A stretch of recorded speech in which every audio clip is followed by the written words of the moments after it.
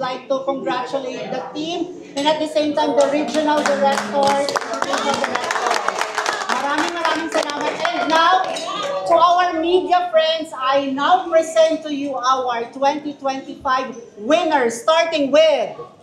Hi everyone, I'm Bon Kian Alam, your Mr. Friendship International Philippines 2025 Icon Ambassador. Hi everyone, good evening. I am Adriel Bryce Benitez, your Mr. Friendship International Philippines 2025 Icon Ambassador. Sinaliman mo yung boses mo. Hi everyone, I'm William Sacuba, your Mr. Friendship International Philippines, your Icon Ambassador. Hi everyone, I'm Delco Santo, your Mr. Friendship International Philippines 2025 Icon Ambassador.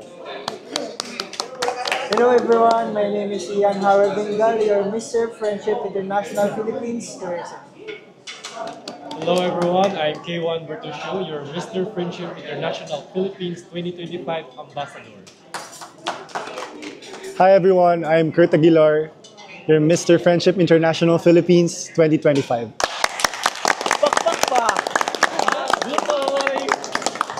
And now we do have a series of questions for our media friends. So the first question is from OPMB Worldwide, Tito Noli Berrios. Hi, sir. First of all, congratulations. Thank you po. Thank you po. Props. First of all, congratulations, guys. Okay, my question is for the three top winners. Okay? My question is, what is your biggest strength and inspiration that, in your opinion, help you in winning the three major titles? Mr. Friendship International. For me, my biggest inspiration is knowing my purpose why I joined this project. Because at the first of all, parang 1 week and a half lang yung preparation, but that 1 week and a half, I fully committed myself to the preparation, like pasarela, Q&A training. So, naano ko yung preparation ko, minamaximize ko yung time, even though now, 1 week lang yung preparation. And my strength naman is, I think, my mentality. Because I'm independent person living in Manila. So, ako lang mag-isa, wala akong family relatives, no? So, I live independently. So, that's why I think that is my strength, my mentality. Ano yung first person, please? Ay, ano yung... What is your strength? Strength and what is your inspiration. my strength is... My strength is myself and my willingness to join this pageant and to challenge myself as well, and especially to my manager who helped me guide me from here. And my biggest inspiration is my family, because they were the first ever who helped me to go through this. That's all. Thank you.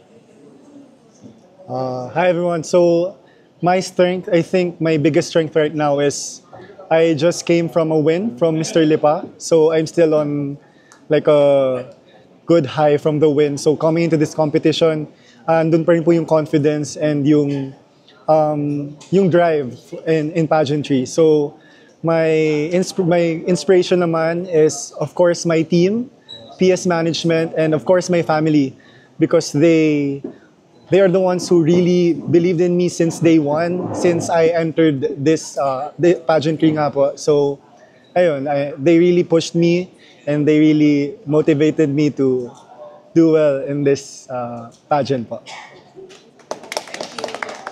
Welcome po. And the next question is from the Crown Philippines, Christian Ba.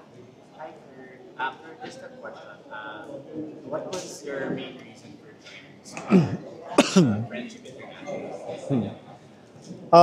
Actually, after Mr. Lipa po, to be honest, there were lots of pageants, national pageants that reached out to us, and including Mr. Friendship International Philippines. And I think I really heard a lot of good things about this pageant. And I can attest to that. We experienced that.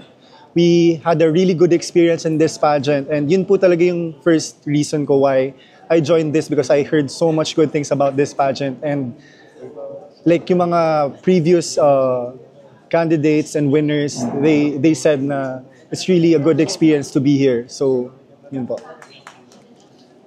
And the next question is coming from Sherman Dangdu. The question is for Icons. what have you learned dito sa journey sa Mr. Friendship? Cool, bye. What have you learned? Learnings from this Journeys from this experience. experience.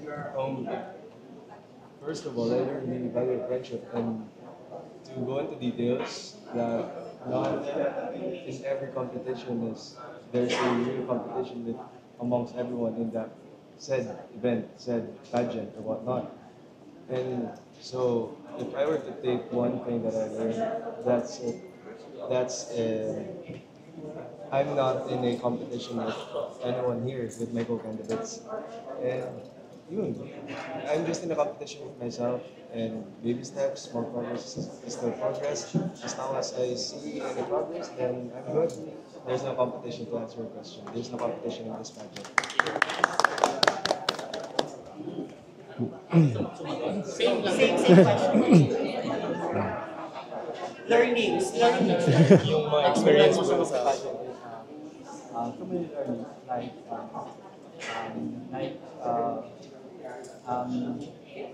being is very enjoyable. Isa nila kasama sobrang talagang kasama tutulungan kami. Like sa mga pasahero, talagang project po kami mga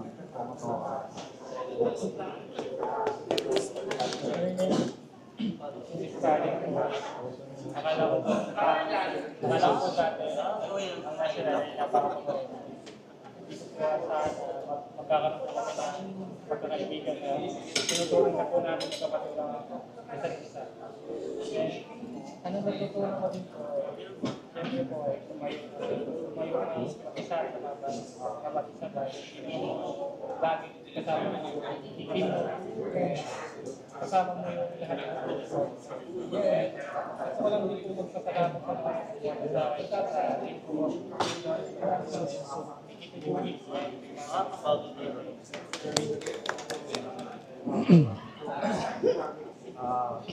Learnings, what I've learned here in this pageant. Marami po, pero yung one thing na nagpa-impact na sa akin is, ayun, it's not always about the crown, it's about the experience and good connections we had. Being here and sharing this moment with my brothers, it's a win already. Thank you. And the last question is coming from Edge Tenoria of Pageant College. My question is for Annie or you, Franz, or Sir James. James. I just want to ask Wait kung lang. James Chu. Kay si Annie siguro. Dahil yung may question. Ayan, mapatap siya. James, the question is, of course, Mr. Friendship Philippines winner automatically will compete. Yeah, he will compete in Thailand on Sir James. So how December. about our three Two other. yeah, Isa sa kanila will compete for Mr. Elite Global. Mr. Elite Global in India. Hindi ko pa alam kung India ba this year or yung Bali next year. Because we still have time. Ay, so Hindi pa siya nakakapag-compete eh. So dalawa lang lalaban internationally. So Tatlo. we have, There's one more, yung Masters. I see. So abangan natin. So tatlo. Actually, baka apat. Ayun. That's why, this is the reason why hindi kami nag-runners-up. They're all icons. Kasi if there's a possibility of another international pageant, sa kanila namin pupunin. Nice. Ano yung mga prizes ng mga Okay, the three winners get 70,000, 30,000, and 20,000 plus 100,000 each dental services from our focus center. Actually, nagka-emergency lang yung owner kaya hindi siya nag-judge. Pero nandito siya kahapon, nakasama na nila. Anytime, pwede na kami punta sa clinic, ipaayos ang mga veneers. And then the icon. they all get 10,000 cash. Nakuha na nila. Huwag na. Sino naman question? Question, Sir James. Siyempre, ito yung mga winners natin. May mga hindi naman na hindi winners. Ano yung message mo sa kanila about their experience sa Mr. Friendship at sa further future? Yung mga non-winners? Yes. Alam, actually, ang dami naming mga first runner-up na nag-compete sa ibang pageant and they were very successful. Nandito kanina si Ayan, who is man of the world, di ba? He was first runner-up namin. Si Jose was our second winner, who is now very successful. Nandito din siya kanina, di ba? So, madami kami ganun. Si Mark Marasigan, a runner-up, is also doing very well in another pageant. Mga ganyan. And sinusuportahan namin sila. Si Gab De Paz, a first runner-up last year, nung nagtanong siya kasi di pa tapos yung Reynas, ito, can I join another pageant? Go! Support! Ganun kami. And ganun talaga yung pageant. There are some losers, there are winners also. Pero they could come back also. Hindi ako sure doon sa comeback kasi the franchise director decides who they want to send. Pero if they want to come back, they're free to come back. At alagaan nyo. Yes, yes. Lagi namin inaalagaan lahat ng candidates. Hindi yun mawawala. Totoo. Hindi yun mawawala. And very transparent with the scores, right? Yes, kung napapansin nyo kanina, the judges sits on their seats, walang pwedeng lumapit sa tabulator, not even me. Hindi kami pwede umakyat sa tabulator. Hindi pwede. And pag may konting problema, gumarating ang tabulator. There was one judge, may nakalimutan siyang score. He has to do it again. Tapos, wala, hands off talaga kami sa... And then nakita naman ng lahat, nang lumabas na yung decision, it was Joe, I the new owner. He was the one who chose who he wants to compete.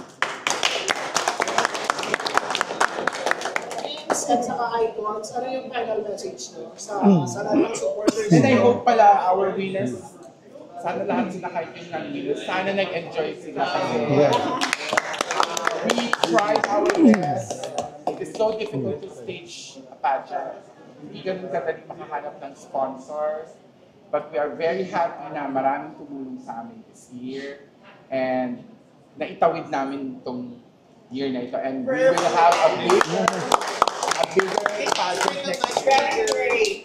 Yes, this is yet our best batch. And we are hoping for a better or a more competitive batch next year. James! Tsaka kasi... James at may fight kasi yan Pasensya na in the past edition walang media kasi walang budget. Ngayon kasi meron na kami. Budget! Ay, karapatan! Magpapatso! Tsaka ano, yung mga icons namin, we will try our best na maisama sila sa Hanoi, Vietnam Fashion Week. Wow! Last year, our winners and some of our runners-up were able to attend the Hanoi, Vietnam Fashion Week. So, hopefully, madala namin yung mga icons namin. Aside from the prizes, tapos yung sa Hanoi, ano pa yung mga for this winners? Ano pa yung next later? Madami pa. So many plans. Actually, mamaya namin pag-usapan kasi may mga maraming offers, maraming we also may contact kasi kami with Harbin Fashion Week na inattenda na ni Jansen last year. So hopefully, actually one of our winners, interesado ang Harbin Fashion Week. And who's talking about for Mr. Friendship International? Meron na, December, Bangkok, Thailand. December 3 to 13. December 3 Bangkok and Content, Thailand. Ang preliminary kasi is on Content. And then the finals is in Bangkok. Bukas may ticket na si Kurt. So, tinayo. And we will prepare. We will collab with this team. Any final message? I hope na marami sumali next year. I hope na ma-experience nila how it is to be part of Mr. Friendship. Congratulations to all of these boys. I'm sure ang hirap ng pinagdaanan nila. Mahirap ba? Yes.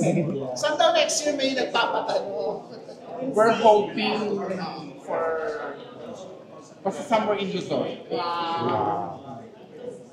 Somewhere in Nueva Ecija. And we are hoping na may travel namin lahat ng winners namin. Johnson was one of the most traveled kings. He went to Taiwan, he went to China.